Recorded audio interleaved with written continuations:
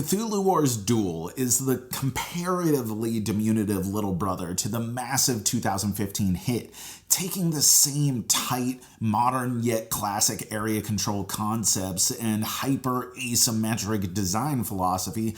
It's essentially the same game, just retooled for exclusively 2 players, and replacing the totemic statues that are so iconic of the original with equally massive 2-dimensional standees, and setting up the release model to be mix and matchable standalone games featuring 2 Lovecraftian factions at a time. The original Duel from 2020 featured the Big Daddy, Cthulhu himself, as well as everyone's favorite doting mother, the Black Goat of the Woods. Now we have Cthulhu Wars Extinction, toting a new map and 2 new contenders, Sleeper versus Windwalker. So with all this new excitement, of course it was time to put all of these new baddies, as well as the much anticipated mixing and matching, to the test. While the new Eldritch Enigmas are the big draw, one of the most curious and welcome things of Extinction is the new map. In Cthulhu Wars, your main thrust forward was to spread out your acolytes, create and control gates, which then grant you power, the economy through which you recruit units. But on this map, there are dark towers that populate in the Doom phase, initially in the 2-player starting areas, but from then on in 2 areas at the first player's discretion that permanently displace any cultists from local gates, and as in the original, uncontrolled gates grant all players 1 power each, which recontextualizes conventional strategy. Players have a more transient lifestyle, aggressively spreading out to claim new territory because of the inevitable displacement, and being first player matters so incredibly much when you get to be the one who doles out the towers. And in general, I prefer the new map. It sort of underscores the rapid forward momentum that I prefer about Duel over OGCW, this desperate pressure that comes largely from Duel's decay system, where actions become more and more costly for players who slow played their round. That said, this map is disproportionately tough on factions that benefit specifically through controlling gates. Sorry, Chubby. And factions that benefit from opponent gate control. Sorry, big guy. But not so much that it feels entirely one-sided. Let's just say there's a sort of home field advantage for Sonny and Cher. Speaking of which, let's talk Elder Gods. In the original Duel, you had kind of a strange matchup.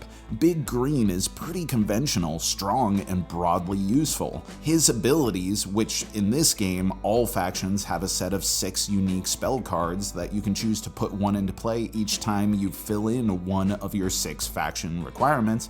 They're flexible and intuitive. Cthulhu wants to spread out in water, get the big guy out, consolidate a force, and attack. Pinky, on the other hand, is a bit more abstract. Ultimately, the Black Goat is strong, but relies on a much firmer understanding of her capabilities, and not seeing toe-to-toe combat as her primary way of moving forward, leading her to being relegated to more experienced players or those looking for a bit of a challenge. Extinction kind of goes the same way. The Windwalker powers are just good. From the passive on Wendigos to scare away combatants pre-battle, to recruiting free Wendigos after battles, to the faction passive to pass and hold on to power to the next round, to Ithaqua's ability to pull around a posse of his faction units, moving everyone for 1 power at a time. When unlimited battle is opened up as a result of either player managing to get all 6 spells into play, this dude is terrifying. But Pigfrog? Well, Pigfrog is no joke, especially considering that his strength in combat is equal to the current amount of power that your opponent is rocking. It's just his abilities are a little less conventional. Put Serpent Man on an opposing faction board to copy their passive, Wizards allow a bonus action pre-battle. These are strong but situational. His most useful abilities are to freely accrue his faction's own cheapest monsters during the Doom phase, or for their formless monsters to eventually rock up to 5 dice in combat each, and a spell to make it so combat either relegates their opponent's 6s, normally kills, to the normal result from a 4 or 5 that just makes you flee a unit, or the opponent can nullify the spell by letting you get an Elder Sign at the beginning of combat for some tasty pointage. The Sleeper is all about defense and survivability, but agility he has not, lending to some trickier strategies focused on gate control or making sure that you're always hitting the Ritual of Power, rather than relying on attrition and always killing enemy units in battle.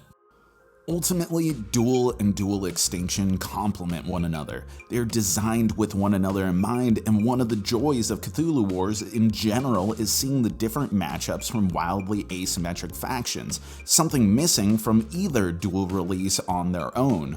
Personally, if I had to recommend one over the other, Extinction is the way to go. The challenge gap between the factions, while still there, isn't as prominent. I think the map's Dark Tower mechanic is really compelling, and I'm Alaskan, so yeah, I gotta support my Arctic boys. What I really like though is that the pairing of the two sets together gives me enough variety and variability that Duel has actually eclipsed Cthulhu Wars proper for me. Don't get me wrong, they are still different experiences, but the fundamental gameplay is so close, whereas that dedicated 2-player design lends it that great aggressive forward momentum, though be aware the 10-minute per player on the side of the box is just an adorable lie. Add to that it takes up way less shelf space, and you know what? I'm gonna say it. I actually really like the vibrance of the full color standees and will take them over unpainted minis any day. I mean, sometimes there'll still be a cluttered mess on the table, but that's a big part of Cthulhu Wars' charm anyway.